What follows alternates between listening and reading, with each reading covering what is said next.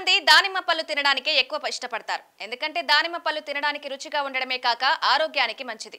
అయితే పళ్ళ కంటే దానిమ్మ ఆకులతోనే అనేక ఆరోగ్య ప్రయోజనాలు ఉన్నాయట. ముఖ్యంగా కడుపు సంబంధ సమస్యలతో బాధపడే వారికి దానిమ్మ ఆకులు చాలా మంచిదని చెప్తారు ఆరోగ్య నిపుణులు. దానిమ్మ ఆకుల్లో మంచి ఔషధ గుణాలున్నాయట.